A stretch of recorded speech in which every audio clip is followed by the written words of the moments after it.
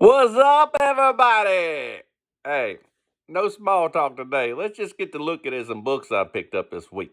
All right, so first of all, first thing I picked up this week, I got me a stack of books from my LCS, and I grabbed some off the thing over here, and I put one and two together, and bang, bang, bang, we're going to look at these books first.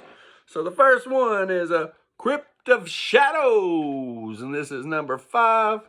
Pretty cool cover. We got a guy, I guess he's digging a hole, but he didn't know there's a body in it already.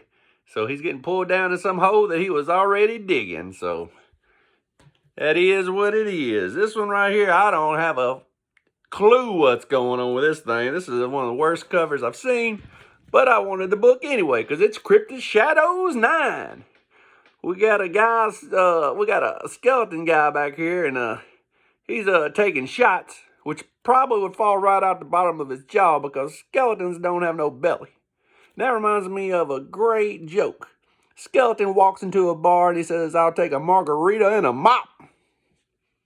Anyway, then we got this guy here. He's freaking out because he's got a shot of looks like some watered down Crown Royal, and it's got a body in it. A real little body. And it's floating upside down. And he can't believe it. And I don't know what the hell is going on with this cover. It ain't that great. And I would fire the cover artist for this. I'm like, what is this? Because if you look here, it says, "The Haunting of Sleepy Hollow." That sounds like a pretty good story about some woods. I don't see no woods on this cover. I see a vacuum cleaner salesman trying to take shots with a body in it. I don't know what's going on. Next, we got Cryptic Shadows 10. A guy reaching into a bag and his arms disappearing. I don't know what the hell is up with that.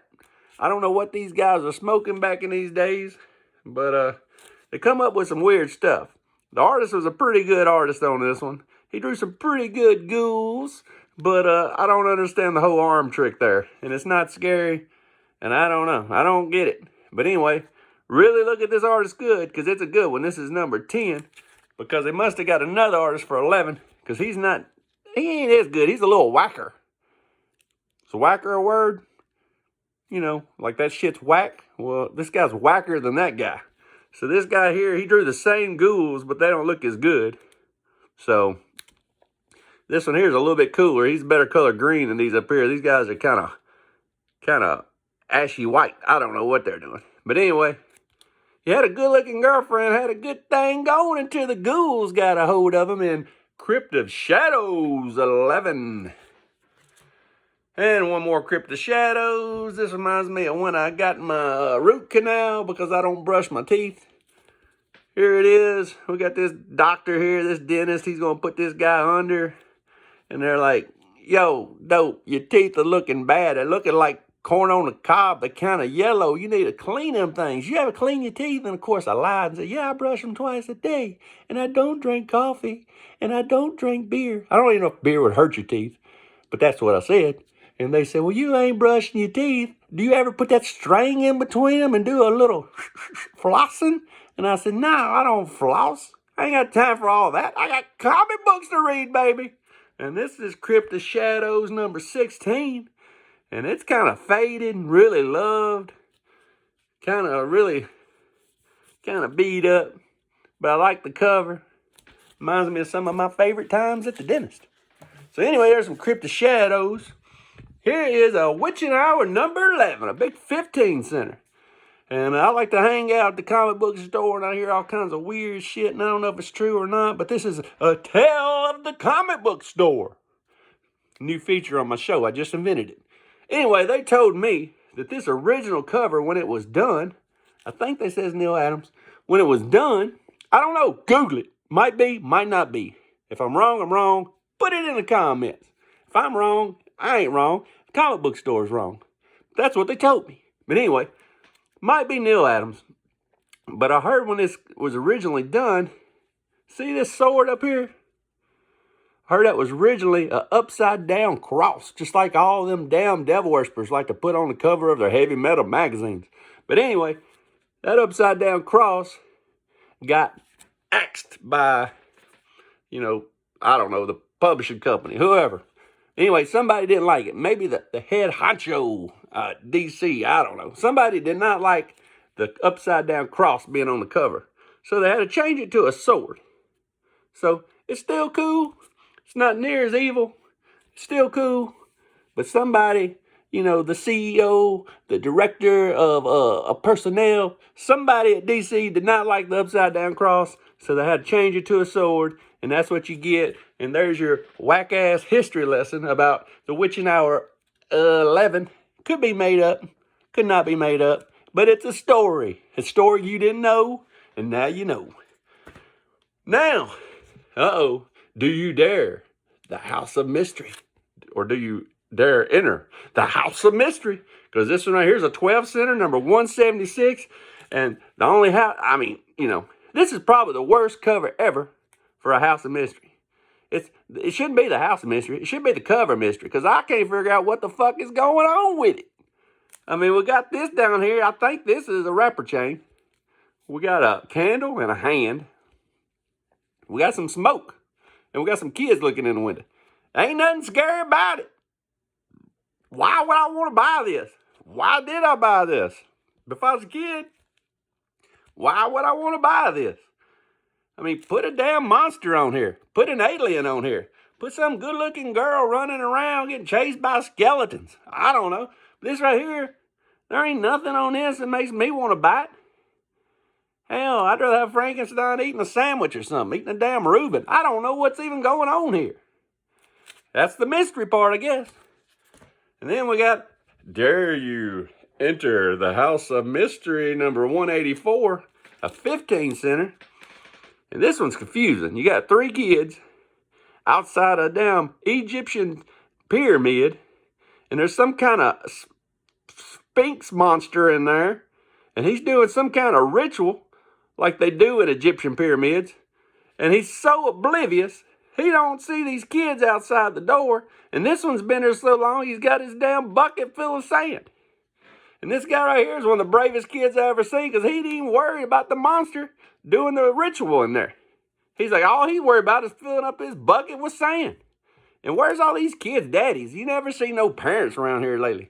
All these kids just run around at dark, find seances, they find all kinds of rituals and witches and devils, and now they found a damn pyramid doomsday phoenix ritual chant going on somewhere in the middle of the desert.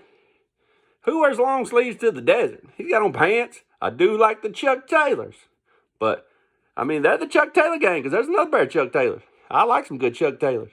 Anyway, here we go. There's just a oblivious kid playing in the sand while there's a ritual going on behind him and somebody's about to get killed. That could be their daddy. I don't know. Read it. Google it. I don't know. And here is the last book of this bunch. This is Secret 6 from DC Comics. Secret 6, number 612 center, baby. We got this good-looking girl that passed out, and we got this old church lady trying to help her. I don't know what. Hey, here comes everybody to help too, because everybody wants to help out when the good-looking girl passes out. I don't know what's going on here, but you tell it's old, because this person got like the old Winona, Dolly Parton, Crystal Gale 1966 haircut. But this right here is always in style. A redhead in a green dress looking all sexy, that's never went out of style. That's still rocking like docking right there. Yeah, baby. All right, next, what we got?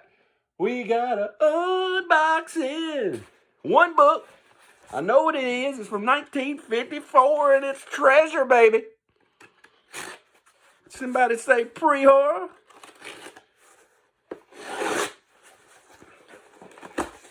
I like this book.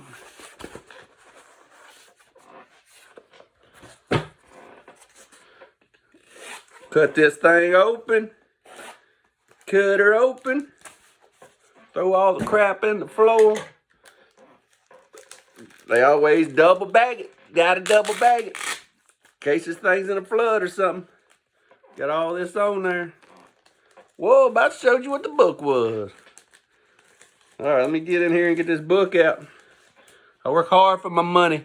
Work hard for my comic books, my PreCode Horror. And what a beauty. Adventures into Terror, number 30 from 1954. You gotta love them graveyard covers. Look at that. We got them things coming out there. I guess they're called zombies or skeletons. They coming out of the ground. Mr. Green, he was selling vacuum cleaners. Him and his wife, they got lost. Car ran out of gas. Station wagon ran out of gas. And Mr. Green said, you know what? We should probably just take a shortcut through that graveyard right there. And damn, if it didn't work out for them, look like they're going to be a Mr. Green sandwich. So that's pretty cool. Pretty cool. And I got one more thing to tell you about. The old comic gods have struck again. They struck again. You know what? If y'all remember, you know, show 46, episode 46 was called Why So Cheap? I believe that's what it was called. Anyway, I showed 2 books on there. One of the books I showed on there was this beautiful book right here. This beautiful book right here, there's only 7 on the census. And I had to buy this one with a torn corner here. And it took me 3 years to find this book. I'm not going to go on the whole story again. Go watch 46. But anyway, it took me 3 years to find a copy of this book. And I had to settle for this one because all them old gray-headed old men that own the 7 CGC copies ain't been coming off of them. So I was stuck trying to find a raw copy. I couldn't find a raw copy. Finally, I found this after 3 years of looking. Well, as soon as I buy it, guess what hit the market on eBay? Yeah. You got it. One of the 7. 7 years it took me to get this right here. And now, in less than a week, I got 2. So, you know, this thing right here is rarer than hen's teeth. There's only 7 in the world graded. And that's the only raw copy I've ever found. But this one right here is a keeper. This is the lowest graded copy on all of CGC. If that don't make it desirable, I mean, there ain't another 2.0 in the world. I got the lowest copy. Yeah, put that in your pipe and smoke it. Out of the 7 of them, I got the worst one. Yep, 2.0, blue label, 1953, out of the night 8. And I got 2 copies now. So, you know, they're rarer than hen's teeth, and I got 2. But let me tell you about this book. This book, when it popped up on there, it blew my dick off. I couldn't believe somebody posted this online. I'm like, damn, look at that. All this time I've been looking for one, and as soon as I buy one, this thing hits the market. So it was a 7-day bid, you know, eBay regular. You couldn't buy it now. So I'm trying to figure out what I'm willing to give for this book. And am I still willing to give as much for it as I would have if I wouldn't have found that raw copy? So I'm like, what am I going to get? I can't go back and look at, you know, any kind of other sales because there wasn't no sales. I got to figure out what this is worth and what I'm willing to pay for it. And, you know, you can't go back and look at the sales over the last 6 months. You can't do none of that. You got to figure out what it's worth to you and what you're willing to pay for it and what's it going to go for. And do you have the money to outbid everybody? So what I did, I came up with a price. And I didn't bid on it to the very last day because I didn't want to, you know, mark up the price on the thing. I didn't want to get in a bidding war with somebody. And I knew there's a bunch of people waiting to the last second to get this book. So I was going to put in my maximum bid and I was going to live with it if I got it or not. My maximum bid for this book, I decided I would pay to be one of the only 7 people on earth with a graded copy of one of my favorite horror books of all time. I would give $1,500 as my max.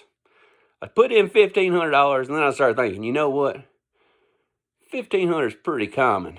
I better go $1,503 in case somebody goes 15 and I still get it. Because I'm not losing this book over $3. You know what I mean, brother? So when I got on there, there's about 30 minutes left. It was a Sunday night. I put in $1,503.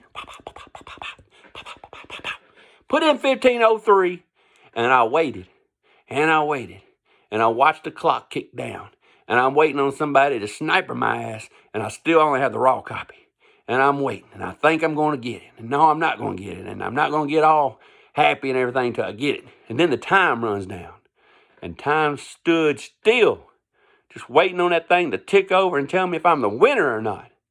And you know what? I won it for $278.